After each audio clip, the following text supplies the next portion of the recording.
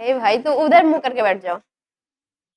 Hello बच्चों, इस video में हम लोग बात करेंगे थर्मोडायनेमिक में बहुत सारे इंपॉर्टेंट प्रोसेस होते हैं जो आपके सारे एग्जाम में आपको देखने को मिलते हैं। ठीक है, चाहे हम बात करें जैसे बेसिकली अगर नर्सिंग एग्जाम की बात की जाए तो लास्ट ईयर भी आपको थर्मोडायनेमिक प्रोसेस पूछा हुआ था, एडियाबैटिक जहां तक आपको याद हो अगर तो इस वीडियो में हम लोग इंपॉर्टेंट जो भी प्रोसेस हैं जो एग्जाम में आ सकते हैं उनके बारे में देखेंगे। जैसे सबसे पहला जो प्रोसेस है वो आइसोथर्मल प्रोसेस है। ठीक है, पहला प्रोसेस बेटा आइसोथर्मल है। आइसोथर्मल में आपको पता होगा कि टेम्परेचर जो है वो कांस्टेंट रहता है। आप याद कैसे रखोगे, टी से थर्मल और टी से टेम्परेचर। तो अगर बात की जाए टेम्परेचर कांस्टेंट किस में होता है तो आपको बताना है आइसोथर्मल प्रोसेस। इसी तरीके से जो दूसरा प्रोसेस होता है वो होता है आइसोकोरिक प्रोसेस।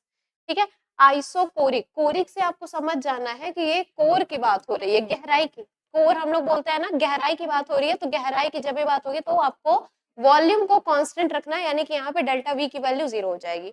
और अगर वॉल्यूम कांस्टेंट है, इसका मतलब अगर वॉल्यूम कांस्टेंट है, किसी तरीके का कोई चेंज नहीं है, तो आपको मान के चलना है कि वर्क आपने कोई किया ही नहीं है, तो डब्ल्यू की वैल्यू भी क्या हो जाएगी, 0 हो जाएगी। ये आपको ध्यान देना है। तीसरा की अगर हम बात करें तो तीसरा जो प्रोसेस होता है वो होता है आइसोबारिक प्रोसेस। आइसोबारिक से आपको पता होगा कि ये जो बार होते हैं ये प्रेशर की तो यूनिट होती है, प्रेशर का यूनिट होता है बेटा बार। तो यहाँ से हमें समझ लेना है कि प्रेशर कांस्टेंट, प्रेशर कांस्टेंट तो डेल्टा पी की वैल्यू क्या, 0। और ये आपका डी वाला देखो, ये लास्ट ईयर पेपर में पूछा हुआ था। एडियाबैटिक प्रोसेस क्या होता है, तो एडियाबैटिक प्रोसेस में हम लोग हीट को कांस्टेंट रखते हैं। ठीक है, हीट यानी कि जो भी आपका हीट के अंदर चेंज होने वाला है वो सब कुछ यहाँ पे कांस्टेंट रहेगा, चाहे चेंज आपका छोटा हो चाहे चेंज आपका बड़ा हो, हीट आपका ओवरऑल कांस्टेंट रहेगा फॉर स्मॉल चेंज या फिर लार्ज चेंज की बात की जाए तो दोनों में हीट कांस्टेंट। तो बेसिकली ये चार जो होते हैं थर्मोडायनेमिक प्रोसेस, फिजिक्स और केमिस्ट्री दोनों में सेम होते हैं और आपको सेम यही चीज ध्यान देना है। टेम्परेचर पूछा यानी टेम्परेचर कांस्टेंट, टी टी से आप याद रखेंगे। आइसोथर्मल यानी टेम्परेचर कांस्टेंट। कोर की बात हो जाए तो आपको समझ लेना है वॉल्यूम की बात हो रही है, वॉल्यूम कांस्टेंट। आइसोबारिक, बार प्रेशर की यूनिट होती है, प्रेशर कांस्टेंट। और जब हम एडियाबैटिक की बात करेंगे तो इसमें आपको हीट को कांस्टेंट रखना है। ठीक है, आगे चलते हैं, कुछ और इंपॉर्टेंट प्रोसेस है इन पे बात करते हैं, इसको देखिए। ठीक है, जैसे कि सबसे पहला आपको दिखाई दे रहा होगा बेटा साइक्लिक प्रोसेस। साइक्लिक प्रोसेस क्या होता है, ठीक है, तो साइक्लिक प्रोसेस ऐसे प्रोसेस को हम बोलते हैं जहां पे, ठीक है, जैसे एक कंप्लीट साइकिल की जब बात होती है तो यहाँ पे बेसिकली आपको समझना ये होता है कि हम जहां से स्टार्ट करते हैं लास्ट में वहीं पे आके रुक जाते हैं। जैसे मान लीजिए यहाँ पे बोला गया है initial and final state of system are same, मतलब कि ऐसा प्रोसेस जहाँ पे स्टार्टिंग और फाइनल जो स्टेट है वो सेम हो। जैसे मान लीजिए आप ए से शुरू करते हैं, ठीक है, और आप कुछ दूर चल के जाते हैं जिसको पॉइंट बी बोलते हैं, और वापस आप बी से ए पे आ जाते हैं, यानी कि आपने ओवरऑल जो काम किया वो क्या हो गया, 0। ठीक है, और यहाँ पे ए टू बी कंप्लीट एक साइकिल है, और ये यहाँ पे क्या हो रहा है आपका इनिशियल स्टेट और फाइनल स्टेट। जैसे आपने ए से शुरू किया तो शुरू किया यानी कि इनिशियल, और फाइनल आप बी पे तो आए लेकिन वापस आप ए पे चले गए, तो फाइनल स्टेट और इनिशियल स्टेट दोनों ए है, इसलिए बोला गया सेम है।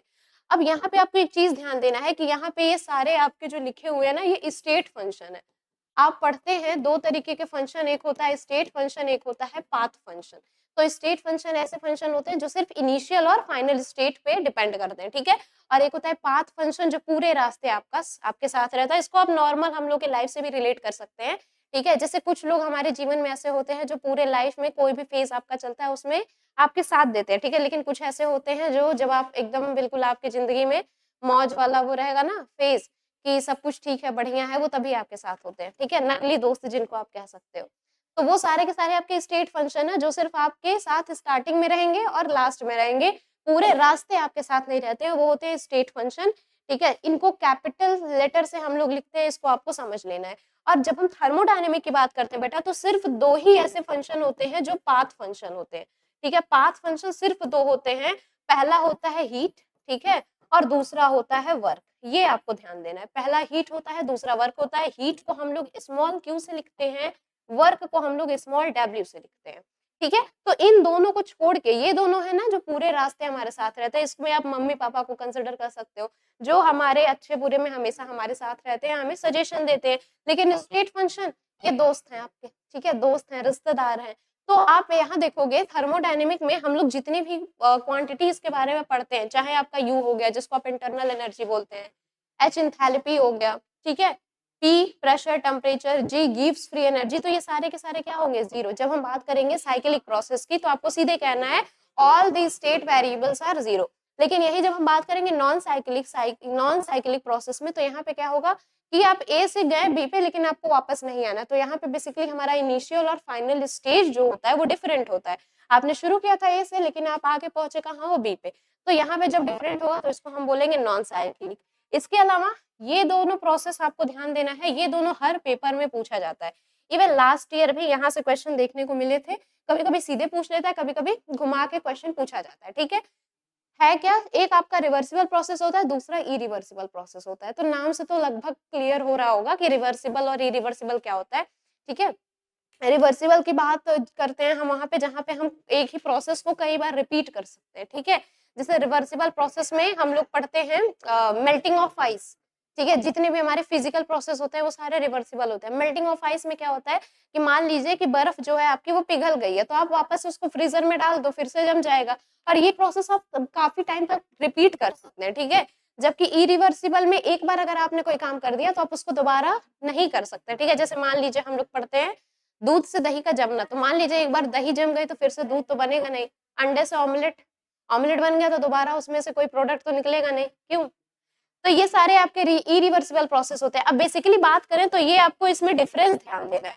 रिवर्सिबल प्रोसेस जब भी होगा तो स्लो प्रोसेस होगा। ठीक है, उसके अलावा ये आइडियल प्रोसेस होता है। आइडियल कहने का मतलब है, आइडियल गैस इक्वेशन आप पढ़े होंगे। ठीक है, मतलब कि ये इसमें आपको कुछ नहीं करना, ये अपने आप होगा। इक्विलिब्रियम इसमें एग्जिस्ट नहीं करता, ये आपको ध्यान देना है।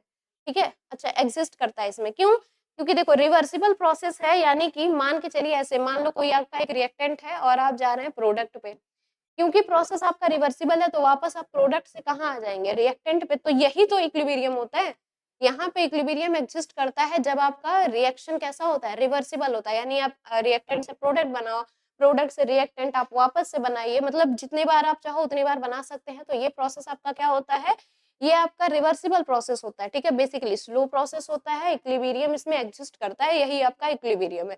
जबकि जब हम इरिवर्सिबल की बात करेंगे तो क्योंकि हम एक बार रिएक्टेंट से प्रोडक्ट बना लिए तो प्रोडक्ट से वापस रिएक्टेंट नहीं बना सकते, क्योंकि प्रोसेस हमारा ही इरिवर्सिबल है। ठीक है, यानी कि दोबारा नहीं कर सकते। तो यहाँ पे आपको इक्विलिब्रियम वाला स्टेट देखने को नहीं मिलेगा, ये आपको ध्यान देना है।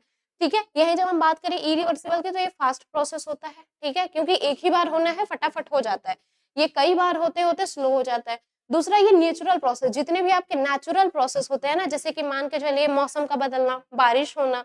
ठीक है, उसके अलावा जितने भी ऐसे प्रोसेस हैं जैसे पेड़ से पत्ते गिरना, झरने से पानी गिरना, ये सारे आपके क्या है, आप पढ़ते हैं इनको स्पॉन्टेनियस प्रोसेस। स्पॉन्टेनियस प्रोसेस ऐसे प्रोसेस जहां पे आपको कुछ ना कराना पड़े, आपको रिएक्शन को कराने के लिए अलग से एनर्जी ना देनी पड़े, इनिशिएट करने के लिए। तो जितने भी हमारे नेचुरल प्रोसेस होते हैं वो सारे के सारे आपके इरिवर्सिबल इन नेचर होते हैं, ये आपको ध्यान देना है। इसमें किसी भी तरीके का कोई इक्विलिब्रियम देखने को नहीं मिलेगा। सेम वही एग्जांपल कि एक बार आपका रिएक्टेंट प्रोडक्ट में कन्वर्ट हो गया तो यहाँ पे क्योंकि रिएक्शन आपका इरिवर्सिबल है तो ये वापस तो आ नहीं सकता। अगर वापस नहीं आएगा तो यहाँ पे किसी भी तरीके का आपको कोई इक्विलिब्रियम देखने को नहीं मिलेगा। इक्विलिब्रियम क्या होता है आप जानते ही होंगे, जहाँ पे rate of forward reaction rate of backward reaction के बराबर होता है। तो यहाँ पे क्योंकि ऐसा कुछ है नहीं तो इस वजह से क्या होता है, ये इरिवर्सिबल प्रोसेस होता है। तो ये कुछ प्रोसेस थे जो आपको हर एग्जाम में देखने को मिलता है। ठीक है, इम्पोर्टेंट था। चलिए आगे का इस वीडियो में, अगले वीडियो में हम लोग बात करेंगे आगे कुछ चीजों के बारे में।